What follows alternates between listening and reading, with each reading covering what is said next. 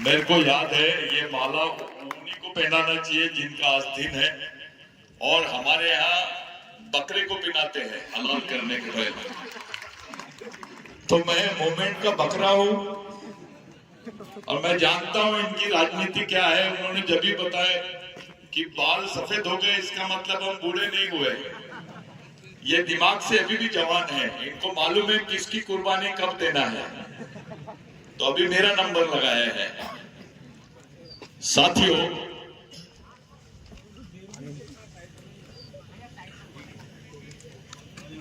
मैं जो बात बोल रहा हूं, मैं समाज की पंचायत में बात कर रहा हूं। आज के पंचायत में हमारे बीच में देश के सबसे नामचीन विवादित वकील सुप्रीम कोर्ट के, जिनके नाम से जज को भी पसीना आता है, आप बलराज मलिक साहब यहां मौजूद है। बलराज मलिक साहब को यहां बुलाने का कारण क्या है, पहले इस पे बात हो जाए थोड़ी 2 मिनट के लिए। 2023 में गवर्नमेंट ऑफ इंडिया ने, यही मोदी सरकार ने, आरएसएस की सरकार ने जंगल यानी वन संरक्षण संवर्धन अधिनियम बनाया, और वो अधिनियम के तहत जंगल से सटे हुए 25 किलोमीटर के दायरे में जितने आदिवासी गांव हैं, उनको हटाकर उस जमीन को कॉर्पोरेट्स को देने का प्रोविजन किया। कॉर्पोरेट यानी उद्योगपतियों को देने का प्रोविजन किया।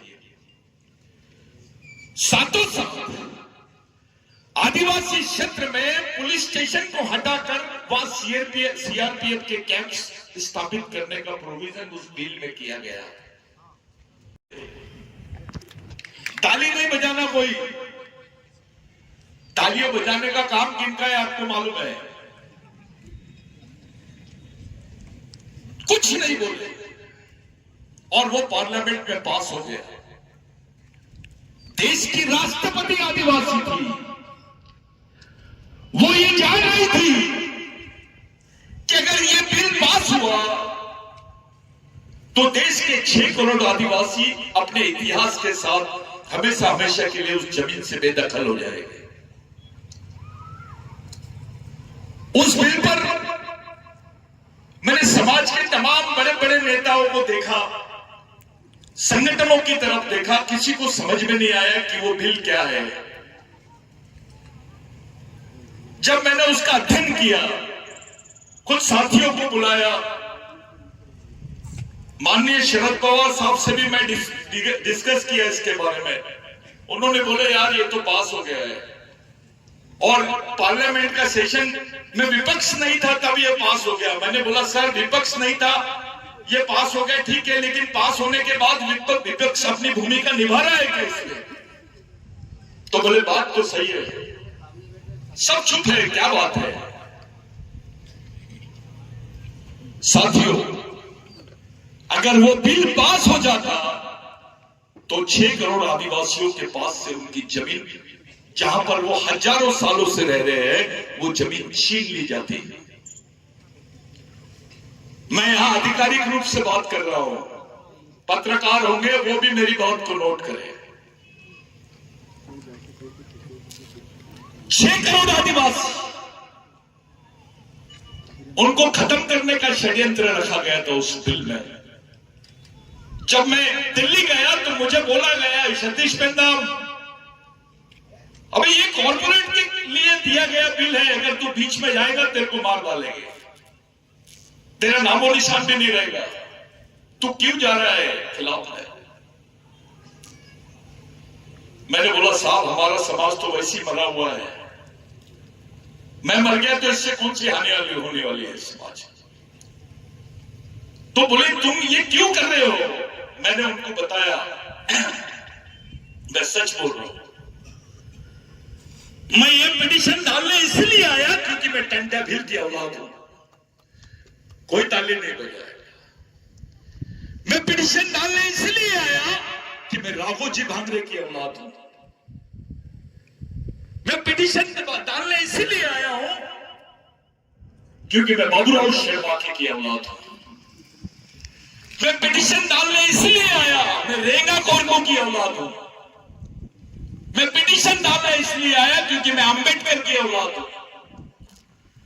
मैं पिटीशन डालने इसलिए आया क्योंकि महात्मा फुले की औलाद हूं। और मैं पिटीशन डालने इसलिए आया क्योंकि मैं बिरसा मुंडा की औलाद हूं।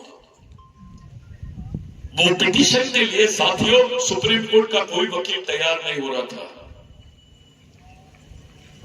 तब मैं बलराज मलिक साहब को लाया, उनको समझाया और इस व्यक्ति ने डेयरिंग के साथ में सुप्रीम कोर्ट में उसकी पिटीशन को फाइल किया और आज वो पिटीशन को स्टे लगा हुआ है, उसको रोक दिया गया, उसमें त्रुटियां निकाली गई और वो कानून अभी भी, वो जो प्रस्ताव है कानून का अभी भी सुप्रीम कोर्ट के सामने पेंडिंग है। अगर वो कानून फिर से लागू हो जाता है तो फिर 6 करोड़ आदिवासियों के छत से छत हट जाएगी, उनके जमीन से, उनके पैर के नीचे से उनकी जमीन चली जाएगी। ये मामूली बात नहीं है। कुछ लोगों से मैं मिला जब मैं मध्य प्रदेश में आया, ठाकुर दादा बिल्कुल सही बोल रहे थे, लाइनमैन दादा था, जादव दादा थे, हमारे सेनानी साहब, करू सेनानी साहब आज हमारे बीच में नहीं गए। हमारी पूरी टीम यहां पर जो मौजूद है वो सब लोग थे। मैं जब नया नया यहां पर आया, मैंने देखा कि समाज का पढ़ा लिखा अधिकारी, समाज का एमएलए, समाज का मिनिस्टर भगवान टंडा भील को चोर बोलता है, डकैत बोलता है, मामा बोलता है। मैंने बोला यार ये कौन सी बात हो गई। साथियों मैंने 12 साल लगाए भगवान टंडा भील को समझने के लिए, उनका इतिहास खोजने के लिए। 12 साल के बाद में मैंने एक स्टेटमेंट किया। पहला स्टेटमेंट मेरा यही था, बाबा बाण नाम के एक राइटर है महाराष्ट्र के, जिन्होंने टंडा भील में बहुत काम किए, लेकिन टंडा भील के बारे में अभी भी 2 बातें अभी भी उलझी हुई है। कुछ लोगों ने बोला कि टंडा भील को फांसी दी गई। मैं मानता हूं,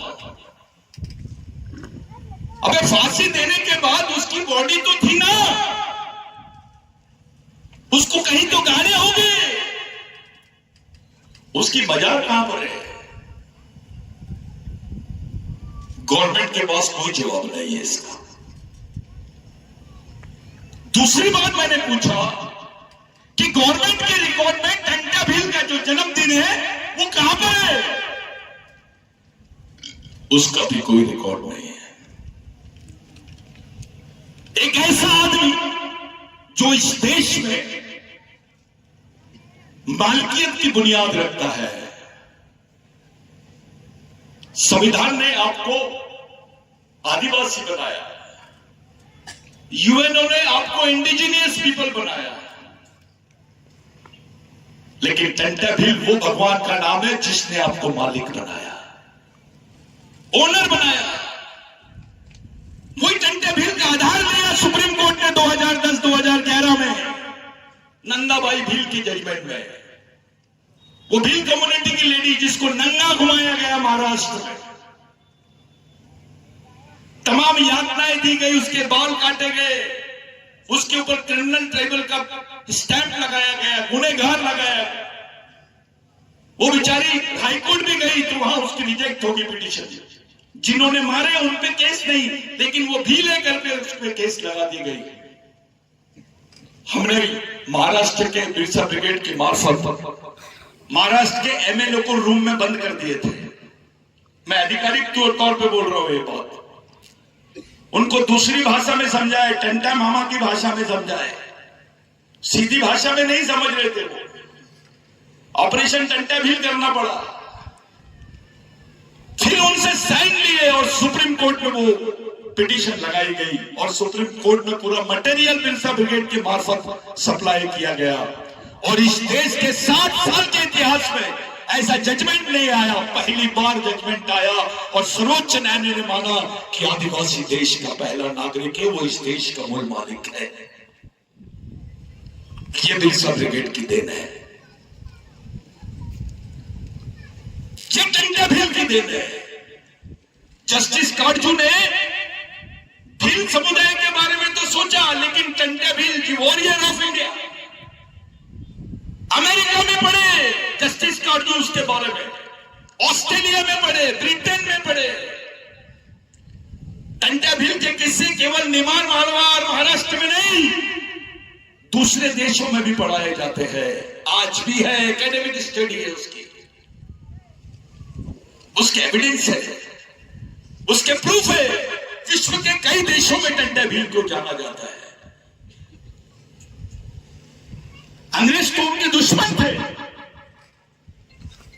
ऐसा कौन सा शख्स है जिसको उन्होंने डायरेक्टली बोल दिया कि भाई अंग्रेजों ने टंटा भील के बारे में लिखा ब्रिटिश टाइम्स में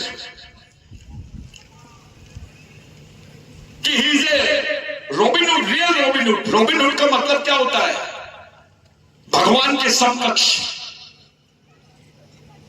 एडवर्ड जॉन नाम का एक अंग्रेजी राइटर था, उसने टंटा भील को जब लेके जा रहे थे जबलपुर जेल में, तो वो पूरे जेल के धार स्टेशन के ऊपर में लाखों लोग, आदिवासी नहीं गैर आदिवासी भी टंटा भील के दर्शन के लिए खड़े थे। उस अधिकारी ने लिखा ही इज ए लिविंग गॉड, जिंदा भगवान बोला उसको,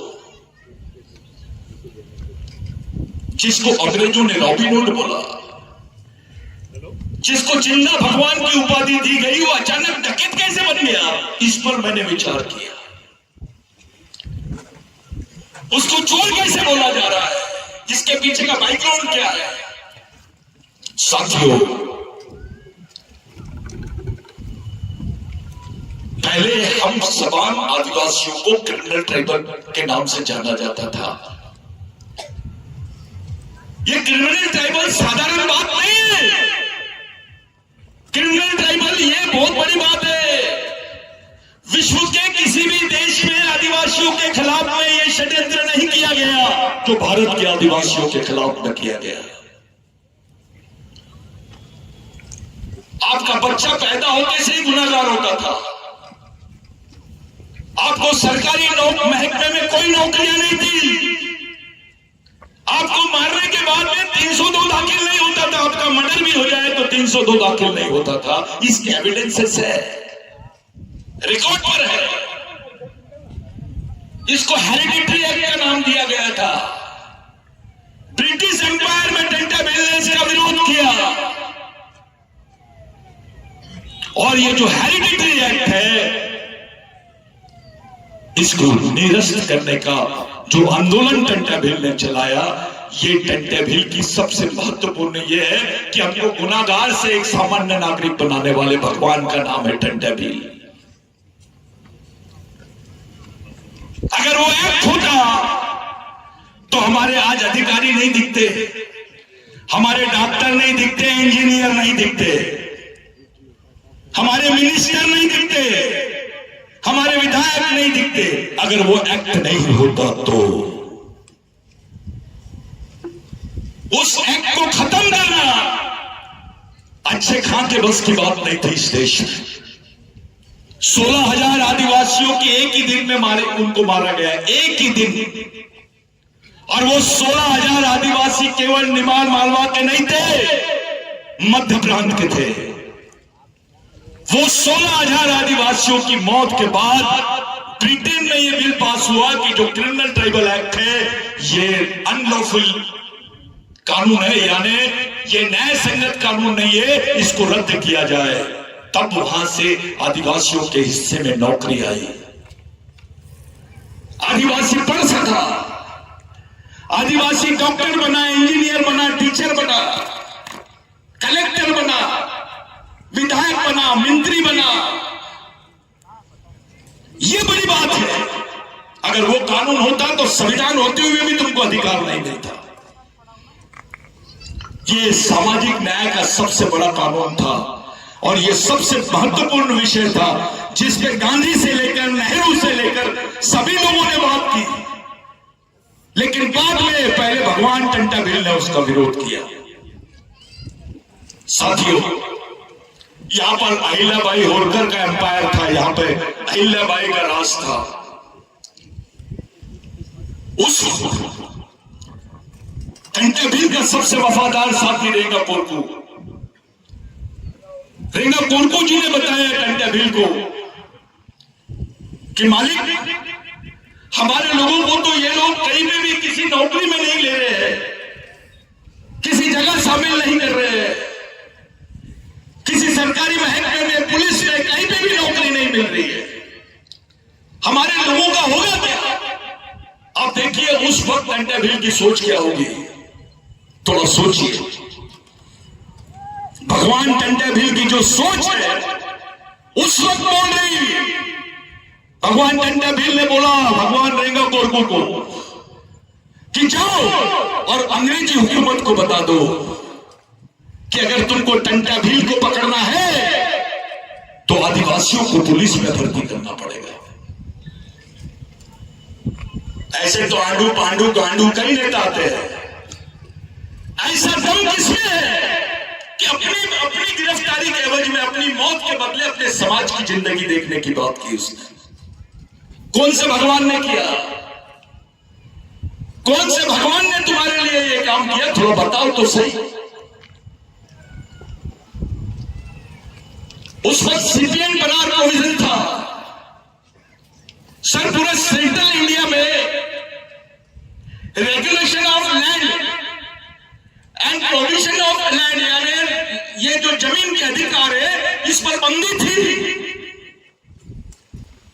भगवान टंटा भील की वजह से आपके हिस्से में आपको भूधारक जिसको बोलते हैं आप लोग, भूमि धारक से भूमि मालक बनाने वाले आदमी का नाम है भगवान टंटा भील।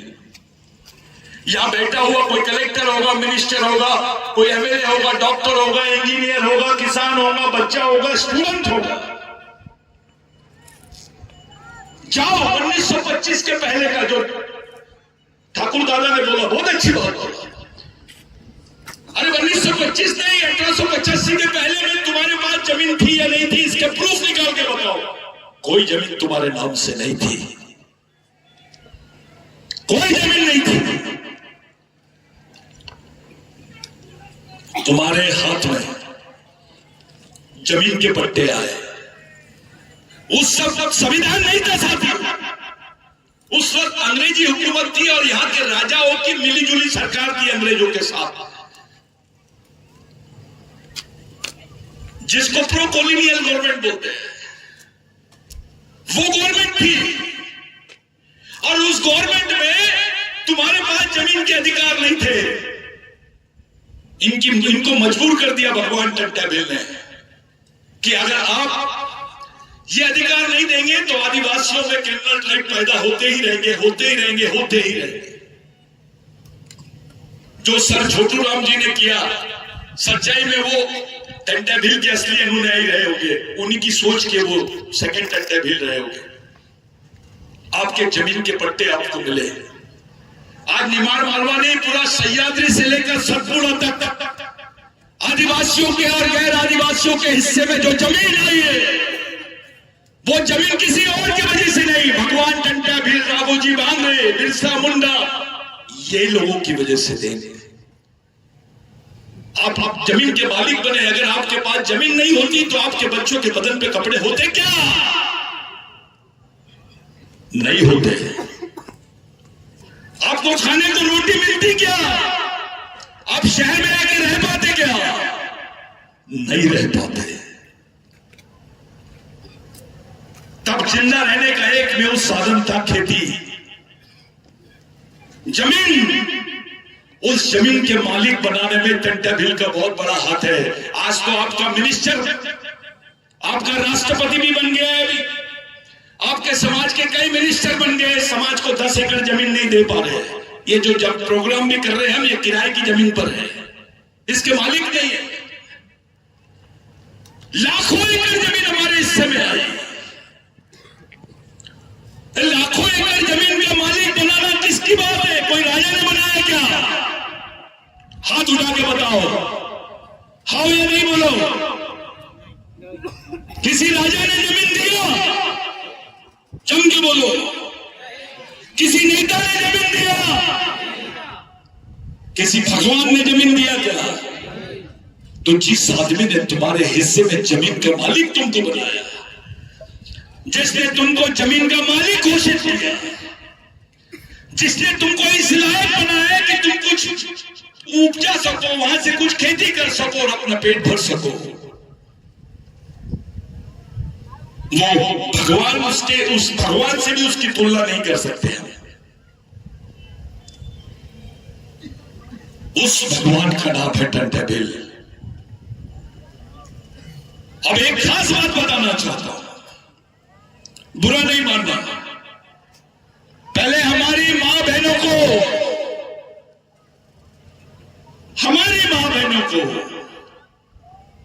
ब्लाउज पहनने पर टैक्स लगता था, टैक्स। सर, पूरे सेंट्रल प्रोविंस में आदिवासी महिलाओं के बदन पे कपड़े नहीं होते थे, अगर वो कपड़े पहनी तो उसको टैक्स देना पड़ता था। ये मनुवादी व्यवस्था थी, राजा आदिवासियों का लेकिन राज मनुवादियों का। हमारी मां बहनों को टैक्स लगता था, अगर उसने पूरे कपड़े पहन लिए तो उसको टैक्स देना पड़ता था जमींदारों को, यहां के मनुवादी। उस लड़ाई को खत्म करने वाले भगवान का नाम है टंटेबिल। आज हमारी मां बहनों के बदन पे कपड़े हैं ना, तो ये टंटेबिल की वजह से है। क्या ऐसा आदमी डकैत हो सकता है जिसको इंडियन रॉबिन हुड नहीं, जिसने इस देश में देश नाम की परिभाषा को खड़ा किया? सेंट्रल प्रोविंस एक्ट जो था भारत का पहला एक्ट था जिसकी वजह से संविधान अस्तित्व में आया। बाद में बिरसा मुंडा की लाइन आई। साथियों, टंटेबिल को हमारी जरूरत नहीं है, टंटेबिल को हमारी जरूरत नहीं है। ऐसा समाज जिसने उसको गद्दार बोल दिया, ऐसा समाज जिसने उसको डकैत बोल दिया, ऐसा समाज जिसने उसको चोर बोल दिया, वो उसके खून का हो ही नहीं सकता। इतना गद्दार सारा खाना टंटेबिल की है और गारा पांडे जी की है।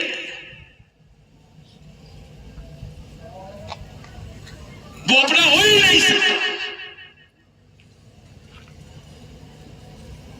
उस व्यक्ति की जरूरत, उस भगवान की जरूरत आदिवासियों को है, भगवान को हमारी जरूरत नहीं है।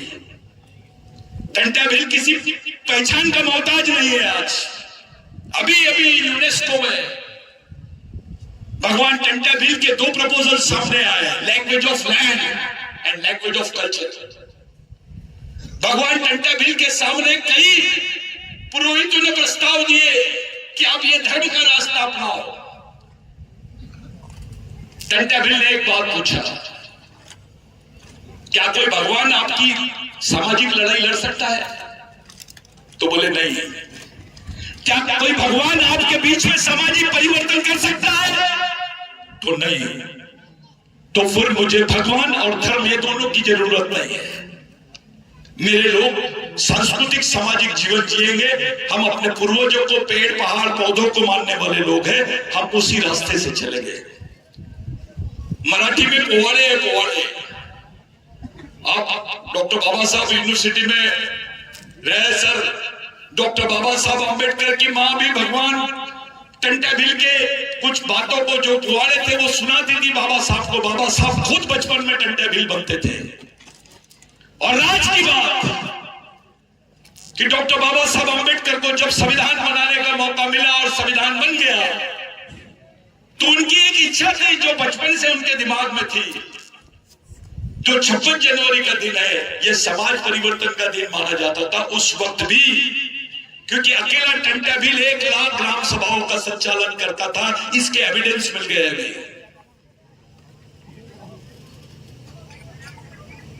कोई शंकराचार्य नहीं करता था।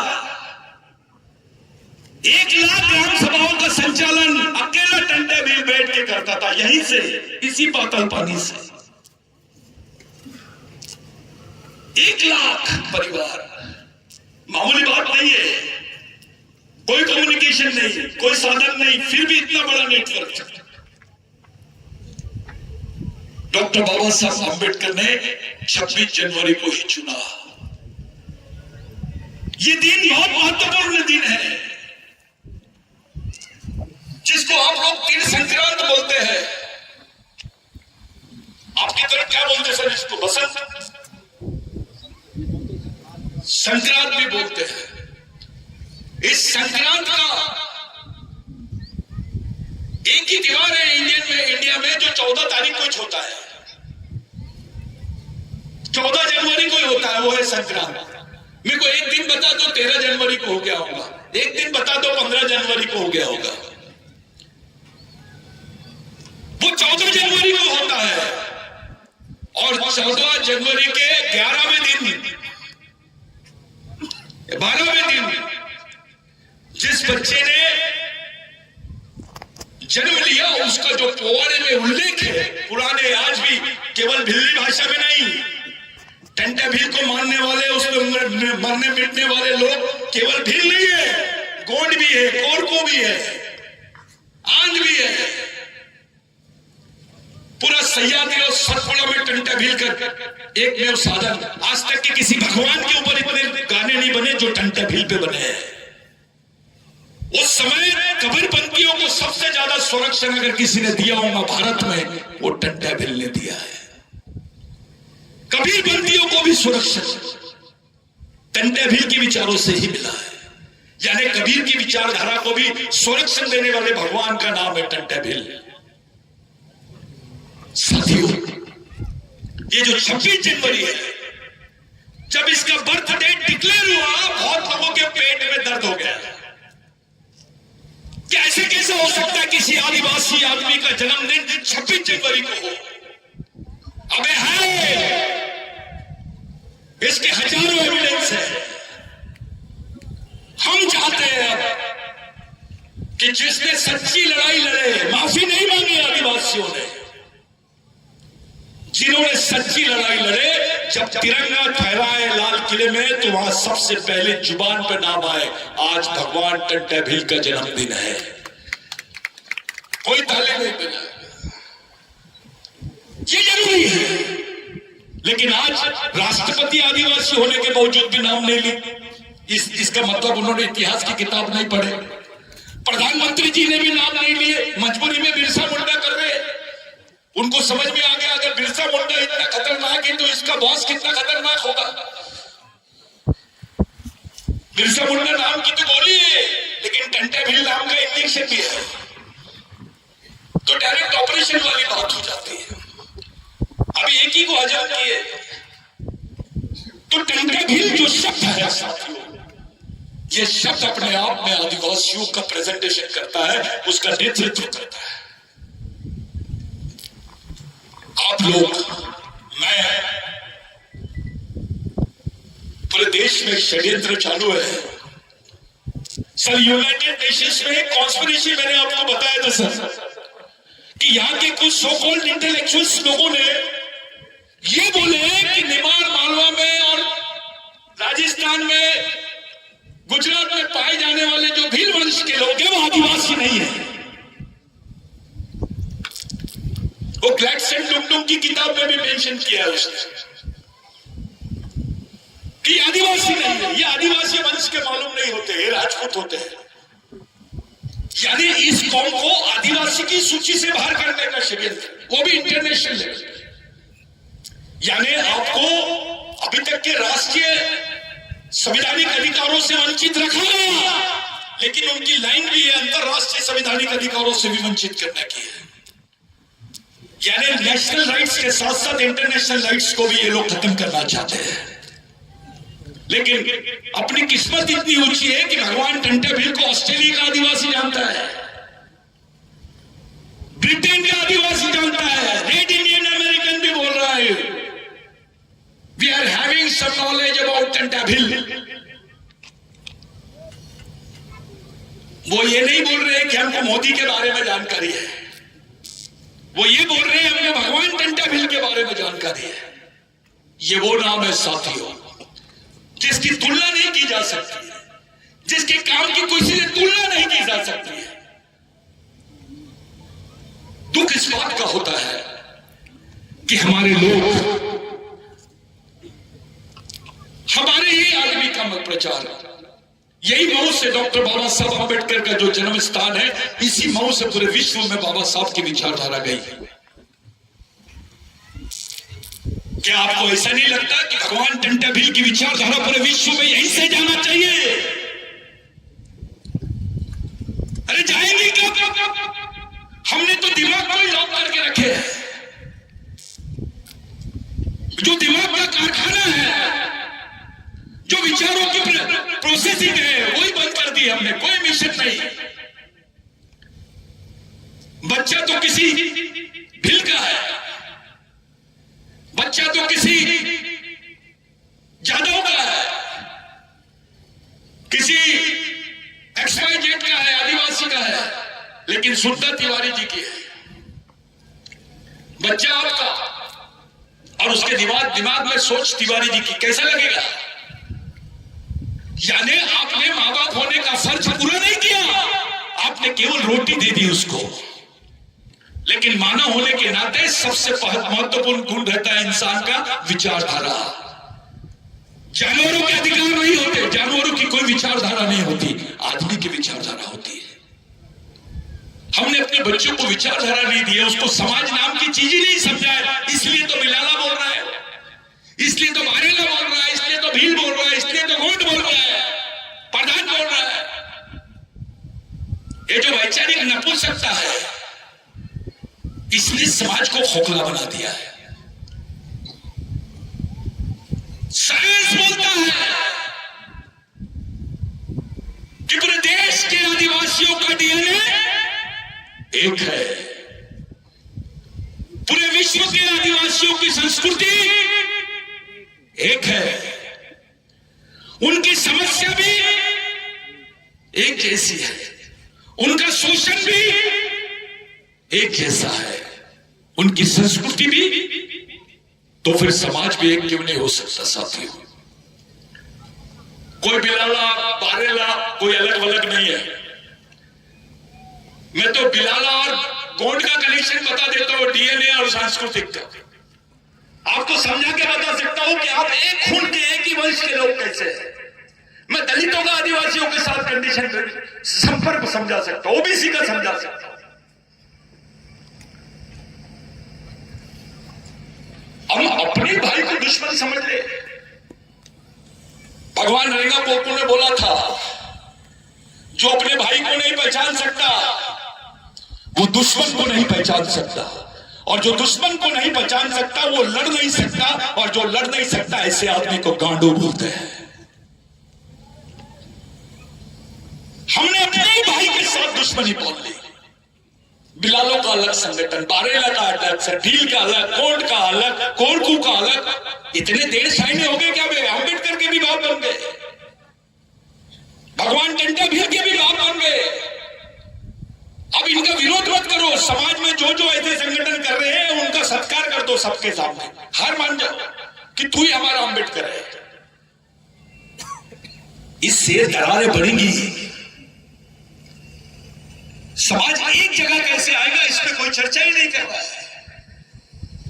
जाति पे चर्चा हो रही है, पार्टी पे चर्चा हो रही है, संगठन पे चर्चा हो रही है, नेता पे चर्चा हो रही है, लेकिन समाज पे चर्चा नहीं हो रही है। पूरे भारत में किसी ने जब भी बताया इतनी लड़ाई लड़ी, 70% आदिवासियों ने लड़ाई लड़ी है आजादी की, और वो जल जमीन जंगल से जुड़ी हुई लड़ाई थी। टंटा भी फांसी दी गई।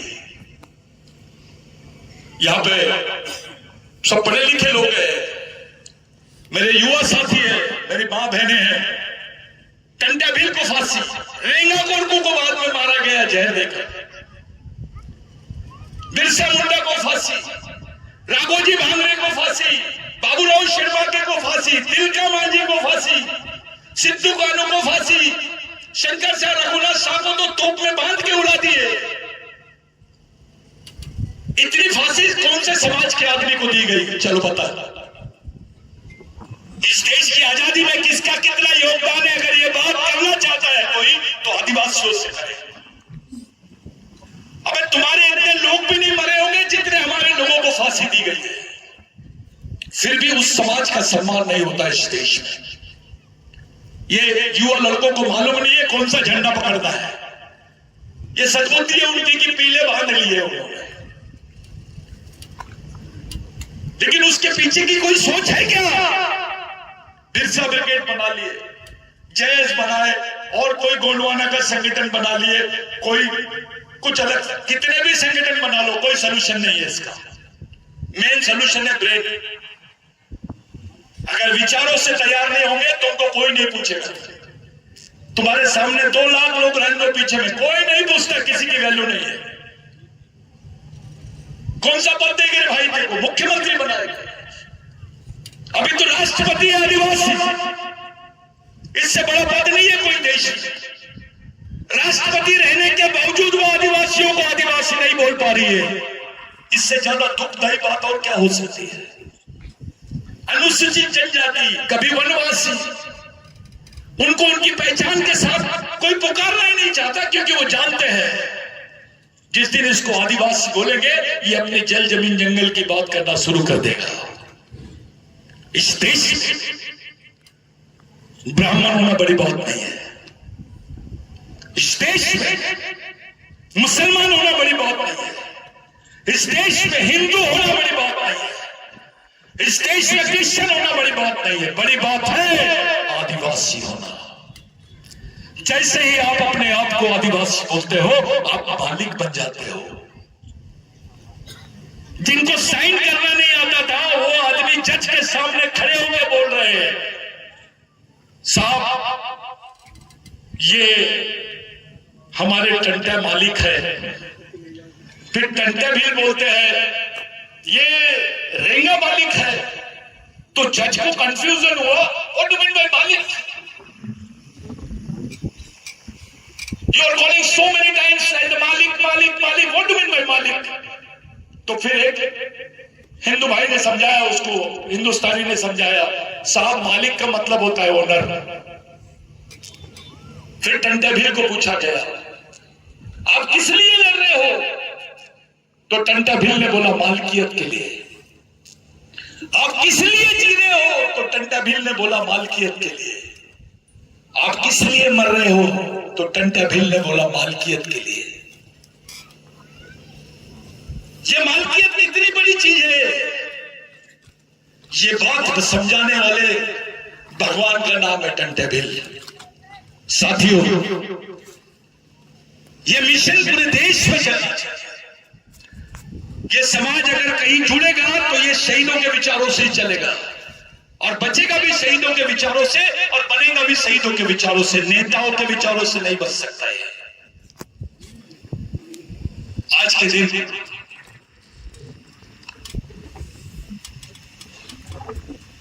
मैंने आपको 2 उदाहरण दिया था। क्या हुआ छत्तीसगढ़ में, क्या हो रहा है गढ़चिरौली में, क्या हो रहा है उड़ीसा में, क्या हो रहा है मणिपुर में? थोड़ा पढ़ो, पेपर पढ़ो, समझ जाएगा तुमको कि आदिवासी एरिया में क्या चल रहा है। अभी मध्य प्रदेश गवर्नमेंट के भी कुछ अच्छे अधिकारी सब लोग हैं। मैं एक न्यूज सुनाता हूं आपको। मैंने पिछली बार टाइम्स ऑफ इंडिया में एक बात पढ़ा था, उसमें लिखा हुआ था कि अकेले मध्य प्रदेश से 50,000 आदिवासी महिलाएं गायब है। कितनी? वो मर गई, जिंदा है, कहां गई, इसकी कोई खोज खबर नहीं है। अकेले मध्य प्रदेश में 25,000 से महिलाएं गायब है। जिस समाज की बहनें, जिस समाज की माँ इतनी बड़ी संख्या में, एक उच्च वर्णीय महिला के साथ कुछ हो जाता है दिल्ली में, सर पूरा इंडिया गूंज जाता है। यहां तो 25,000 से 50,000 महिलाएं गायब है यार। वो मर गई है, जिंदा है, ये भी नहीं मालूम। उनकी बॉडियों के पार्ट निकाल के बेचे गए क्या, उनके साथ बलात्कार किया गया या उनको जला दिया गया, इस पर भी कोई चर्चा नहीं है। और समाज उत्सव मनाने के चक्कर में है।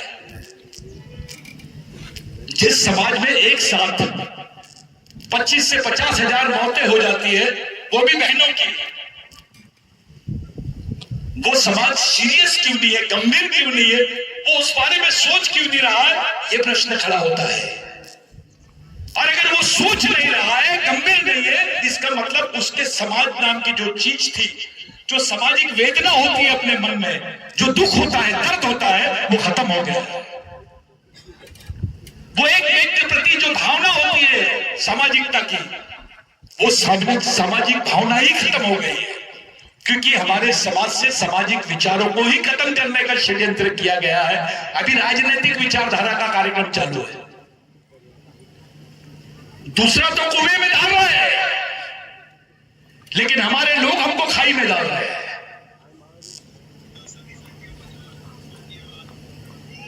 मैं आप लोगों से पूछता हूं,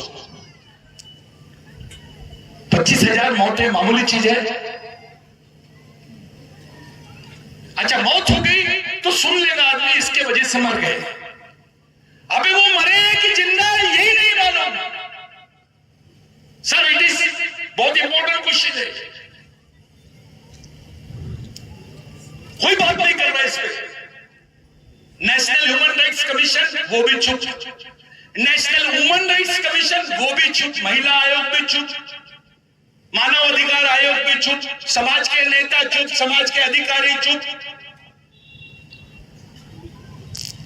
समाज पूरा खामोश। इससे एक बात समझ में आती है कि हम डरे हुए हैं।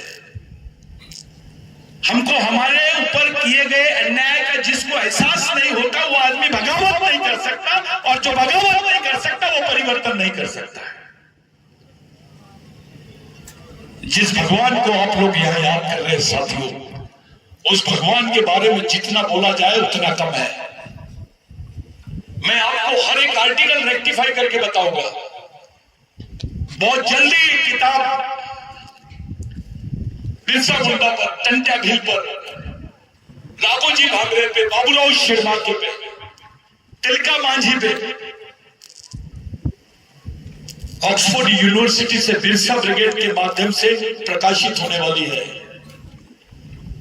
साहब, अब इस यूनिवर्सिटी में मेरा पहला थीसिस है आदिवासियों का अंबेडकर, अंबेडकर के आदिवासी नहीं, आदिवासियों का अंबेडकर। ये थ्योरी हम लोग रख रहे हैं। जो सिक्स शेड्यूल का एरिया है, वो पूरे भारत को 60% ऑक्सीजन देता है सर। जो 5वीं 6वीं अनुसूची का जो एरिया है भारत का, यानी आदिवासी भारत, 60% भारत को पालता है। और उसी 60% भारत की ऑक्सीजन लाइन बंद करने के चक्कर में लोग लगे हैं। 1-1 लाख पेड़ काट रहे हैं, आदिवासी मार रहे हैं।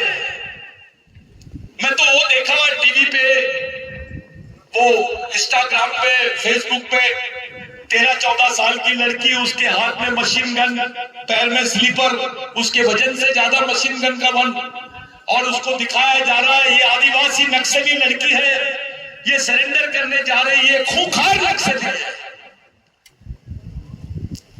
और अपने कुछ नेतागण बोल रहे हैं खूंखार है।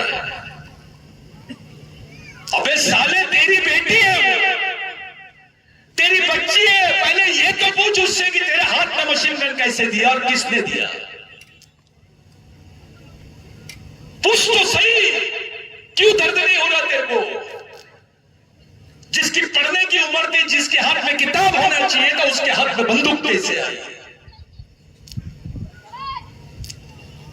गवर्नमेंट ने ग्रीन ऑपरेशन शुरू की, हमने देखा है कई नक्सलियों को मारा गया, हिडमा जैसा आदमी मर गया, वो जमीन के लिए लड़ रहे, वो लड़ रहे, ये कर ले। एक न्यूज मैंने पेपर में सुना कि भैया जो जमीन के लिए वो लोग लड़ रहे थे, हिडमा मरने के बाद वो जमीन अदानी को दे दी।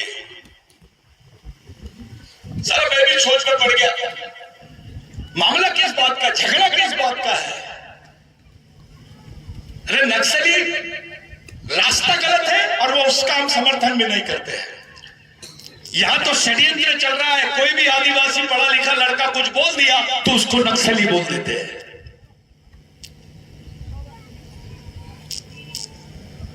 आदिवासी कोई नक्सली हिंदू हो सकता है, मुसलमान हो सकता है, आदिवासी भी हो सकता है, लेकिन पूरा आदिवासी समाज नक्सली है, ये जो समझाने की कोशिश की जा रही है, इसको जो रचा जा रहा है षड्यंत्र, ये सबसे खतरनाक षड्यंत्र है, घिनौना षड्यंत्र है। जिस दिन आपको नक्सली बोल देते हैं, पुलिस को अधिकार हो जाते हैं आपको गोली मारने का, उस पर कोई एफआईआर नहीं। तो भैया क्रिमिनल ट्राइब और नक्सली, ये दो शब्द में क्या फर्क है? पहले क्रिमिनल ट्राइब बोल के मारते, अब आपको जबरन नक्सली बोल के मारेंगे। हम लड़े तो लड़े कैसे?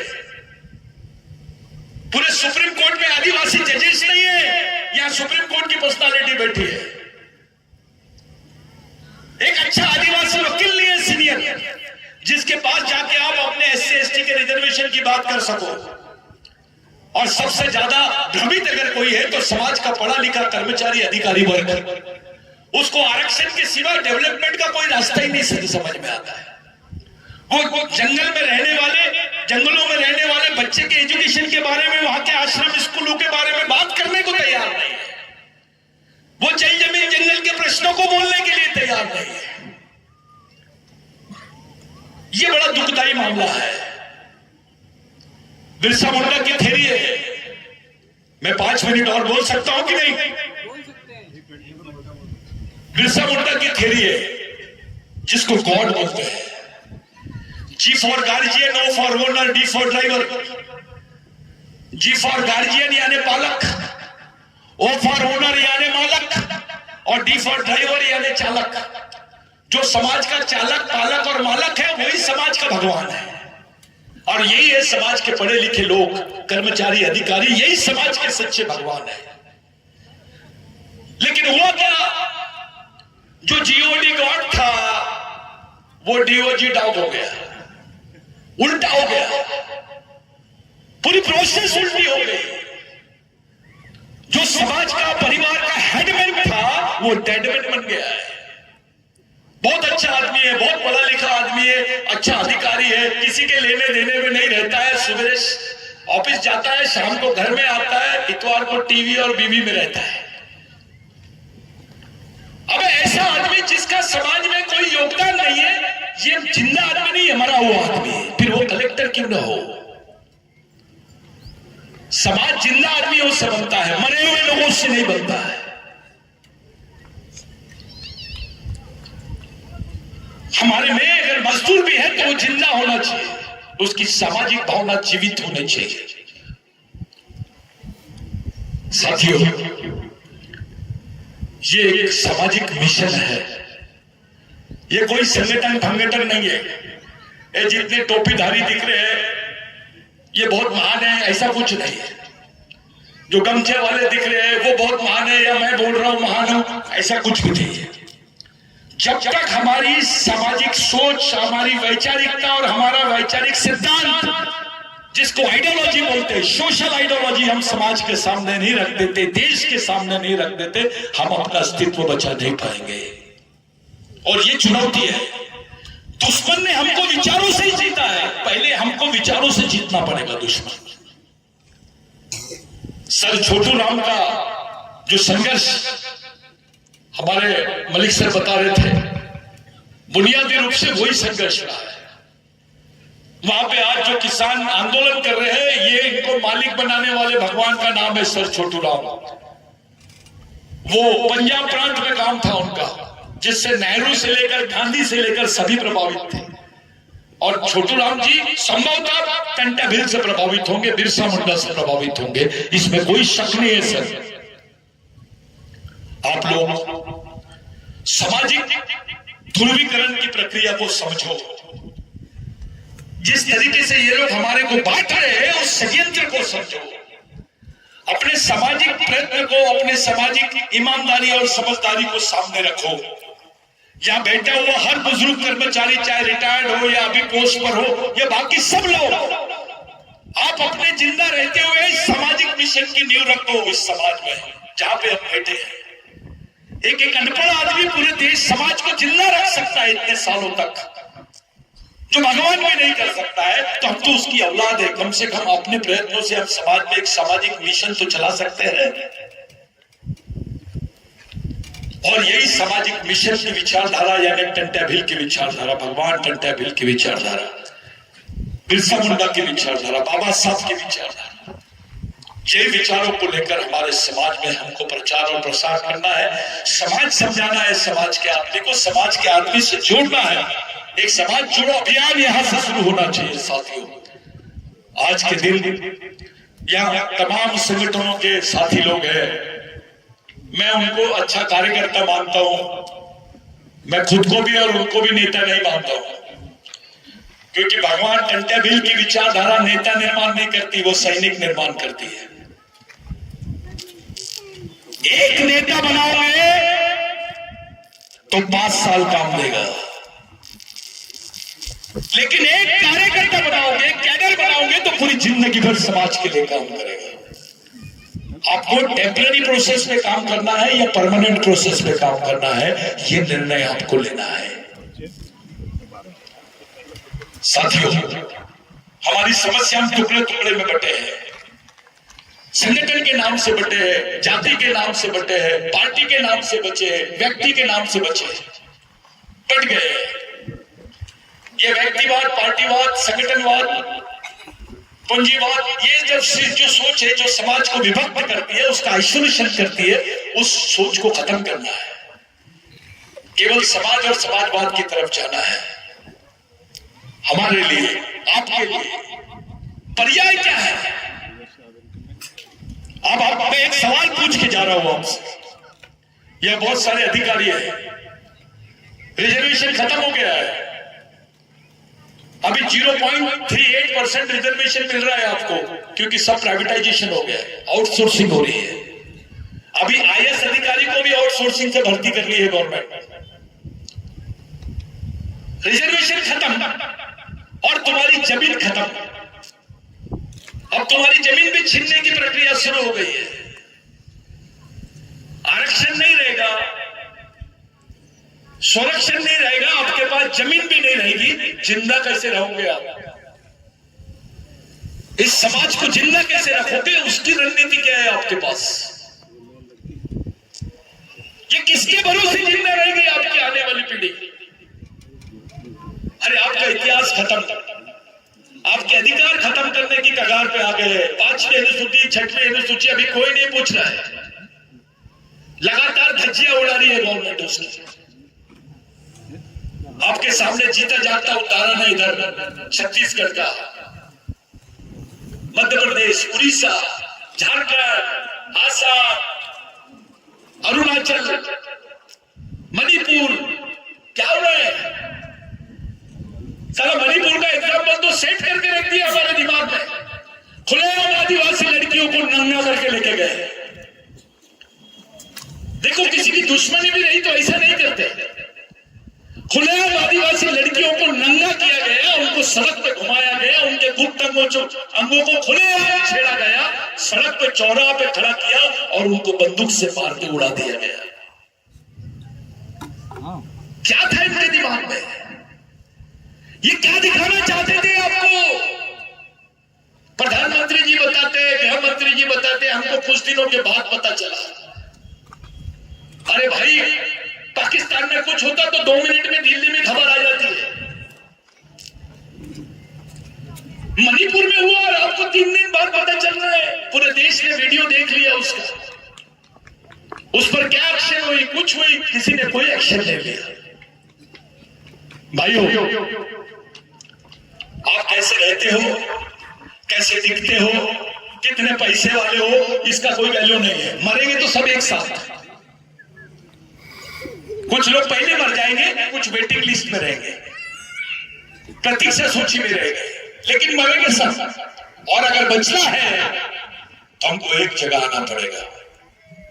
याद रखो साथियों, ये हमारी अंतिम पीढ़ी द्वारा अंतिम पीढ़ी को बचाने के लिए लड़ी जाने वाली अंतिम लड़ाई है। इसको किसी भी हाल में जीतना पड़ेगा अगर अपनी आने वाली पीढ़ी को जिंदा रखना चाहते हो तो। संगठन बहुत छोटी बात है, हर 10 मिनट में 50-60 संगठन बनते हैं आदिवासी समाज में। आपने कोई 10 संगठन भी बना लिए तो उससे कुछ फर्क नहीं पड़ने वाला है। आपको मिशन की जरूरत है, एक वैचारिक मिशन की जरूरत है। आप लोग इतनी बड़ी संख्या में यहां पर आए, मेरे को बहुत अच्छा लगा। पिछली बार मलिक साहब आए थे, लेट हो गए थे, तो हम लोगों को कुछ 100-200 लोगों से बात करके हम चले गए, लेकिन मलिक साहब भी सेटिस्फाइड है, मैं भी सेटिस्फाइड, आप लोग भी सेटिस्फाइड है। हम लोग आने वाले समय में इसी पाताल पानी से जो कार्यक्रम हम लोगों ने राज्य स्तर का किया है, अगली बार जितने लोग हैं सब लोगों से मेरी विनती है, इसको राष्ट्रीय स्तर का कार्यक्रम बनाना है। पूरे देश में सबसे बड़ा तिरंगा, सबसे बड़ा टंटा भील का स्टैच्यू ऑफ यूनिटी से भी बड़ा टंटा भील का इसी जमीन पे हम लोगों ने खड़े करके पूरे देश में और इंटरनेशनल लेवल पे मैसेज देना है कि टंटा भील के सैनिक जिंदा है, इसका समाज जिंदा है, इसके खून में असर है, इसके खून के लोग बेईमान नहीं है। ये एक जगह आज भी तैयार है, जो लड़ाई टंटा भील ने लड़ी वो पूरा समाज लड़ने के लिए तैयार है। ये मैसेज पूरे देश में देना है हमको। इतनी संख्या है, कल 2 लाख लोग जमा होंगे तो प्रधानमंत्री जी को भगवान टंटा भील का नाम लेने के लिए मजबूरी बन जाएगी। जैसे बिरसा मुंडा जी का नाम लेते हैं, वैसे 26 जनवरी के लिए 26 जनवरी के दिन भगवान टंटा भील का नाम होना चाहिए, उनकी जुबान पे आना चाहिए, उनको प्रति सम्मान आना चाहिए। ये देश के वास्तविक भूमालक है। साथियों, आप लोग पूरी ईमानदारी से, पूरी समझदारी से, संगठन का भेदभाव ना करते हुए, जाति का भेदभाव ना करते हुए पूरी ईमानदारी से इस मिशन को चलाएंगे। ये मिशन आपका मेरा नहीं है, ये हमारे पूर्वजों का मिशन है, जिन्होंने समाज के लिए अपनी जान निछावर कर दी है। अरे बाबा साहब को पता ही नहीं चलता था, उनके बच्चे मर जाते थे, उनको चिट्ठियां बाद में मिलती थी। टंटा भील अपनी खुद के परिवार के लोगों को पहचान नहीं पाए। 17 साल बाद में, 22 साल बाद में जब उनके सामने उनके परिवार के लोग खड़े थे तो नहीं पहचान पाए। जब उनको फांसी दे रहे थे, ये वाक्य भूल गया था मैं, जब उनको फांसी दे रहे थे तो ह्यूमन ग्रीन नाम के एक अफसर ने उनसे पूछा कि आप मरने के पहले आपकी क्या इच्छा है, आप कौन से भगवान का कौन सा ग्रंथ और क्या करना चाहते हो, देखना चाहते हो, किसका नाम लेना चाहते हो? तो टंटा भील ने बोला, मैंने अपनी समाज को भगवान मान के उसकी उपासना की है, मेरे को किसी ग्रंथ की, किसी भगवान की जरूरत नहीं है। मेरे को फांसी देना है तो मेरे समाज के सामने फांसी दो। वो नाना पाटेकर के पिक्चर में डायलॉग बाद में आया, ये तो प्रैक्टिकल करके दिखाया है। वो टंटा भील है। पूरे देश 3 दिन तक के आदिवासी की जुबान से कुछ नहीं निकला। साथियों, हमको इतना डराया गया कि टंटा के बाद उसके गांव में जाके देख लो, उनके गांव में किसी दूसरे आदमी का नाम टंटा नहीं रखा गया।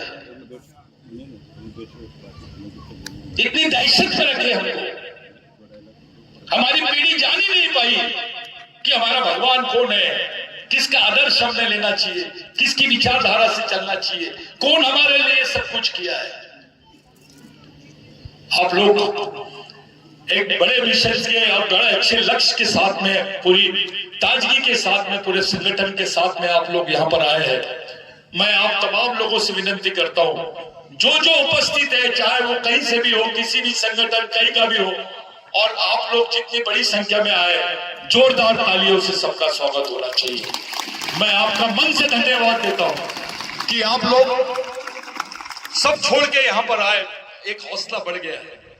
यहाँ पे मैं जानता हूं ऐसे कई लड़के हैं यहाँ पर जिनमें काबिलियत है इस मिशन को खड़ा करने की। सिर्फ एक छोटी सी सोच होना बस, कि अभी नहीं तो कभी नहीं। अगर अभी चुप गए साथियों तो इतिहास के साथ खत्म हो जाएंगे। हमारी मां बहनों से भी विनती है, वो शंकर भगवान का उपास करने के बजाय भगवान टंटा भील के बारे में कहानी बताना शुरू करो। अपने बच्चों के कान में फूंको, उसको ओरिजिनल भगवान बताओ। ओरिजिनल बंदूक दो उसके हाथ में, डुप्लीकेट बंदूक मत दो। दुश्मन के कारखाने से बंदूक खरीदकर दुश्मन के खिलाफ नहीं लड़ सकते। दुश्मन बंदूक तो देगा, गोली अपने पास रख लेगा। फिर उससे अच्छा तो डंडा है। बंद हवाई जहाज से अच्छी चालू साइकिल है। कम से कम चला तो पाओगे। हवाई जहाज है, बंदे क्या करोगे? क्या के काम आएगा वो? साथियों, कारखाना भी हमारा, सैनिक भी हमारा, बंदूक भी, ब्रेन भी, त्याग भी हमारा, सोच भी हमारी और संघर्ष भी। मामला खत्म। किराए वाला कार्यक्रम नहीं होना, किराए का घर खाली कर, ये कार्यक्रम नहीं होना। खुद की लाइन खड़ी करो और फिर छोड़ो। दलित कहीं नहीं जाएगा, वो आएगा। ओबीसी कहीं नहीं जाएगा, वो आदिवासियों के साथ में आना है। जिस दिन आदिवासी वनवासी हो जाएगा उस दिन इस देश का अल्पसंख्यक दलित ओबीसी स्वर्गवासी हो जाएगा। क्योंकि इनकी सांस्कृतिक पहचान का आखिरी अवशेष यानी आदिवासी समाज है। दलित को लगता है, ओबीसी को लगता है वे आदिवासी को वनवासी बोल रहे, मेरे को थोड़ी बोल रहे। लेकिन उसको मालूम नहीं है निशाना आदिवासियों की तरफ है, मारेगा तू।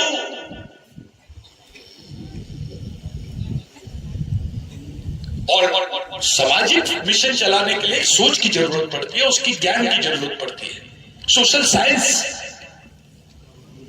इसको सोशियोलॉजी बोलते हैं साथियों। लॉजिक, तर्क के साथ। मैं और थोड़ी देर के लिए समझ लीजिए, आदमी का ऑपरेशन करना है और जानवर के डॉक्टर से कराओगे, मरेगा कि बचेगा? तो समाज का ऑपरेशन है तो डॉक्टर भी सामाजिक होना चाहिए। समस्या सामाजिक है तो इलाज भी सामाजिक होना चाहिए। इसी सोच के साथ आप लोग यहां पर मौजूद हैं। मैं आप लोगों को क्रांतिकारी अभिवादन करता हूं। खास करके मलिक साहब का मैं आपको बताने के लिए मुझे गर्व होता है। मलिक साहब अपने पूरे मिशन के लीगल एडवाइजर है और हमारे को रह के उनका योगदान मिलते रहता है। उन्होंने बहुत बड़ी बात बोली है कि पूरे देश के किसान आंदोलन के लोग इस मिशन को साथ देने के लिए तैयार हैं। ये बहुत बड़ी बात है। पूरे सुप्रीम कोर्ट के वकीलों का एक बेंच, एक टीम ऐसा बन गया है जो आदिवासी प्रश्नों को लेकर कभी भी आधी रात को काम करने तैयार है, वो भी निःशुल्क। लेकिन प्रश्न सामाजिक होने चाहिए, व्यक्ति के लिए नहीं। कुछ बातें मैंने गलत बोल दिया होगा तो माफ करना, लेकिन जो सच था मैंने आपके सामने बोला। यह सामाजिक शिक्षा और सामाजिक दीक्षा का मार्ग है जो भगवान टंटा भील से लेकर बिरसा मुंडा तक जाता है, तिलका मांझी तक जाता है, राघोजी भांगरे तक जाता है। ये लोग मिलकर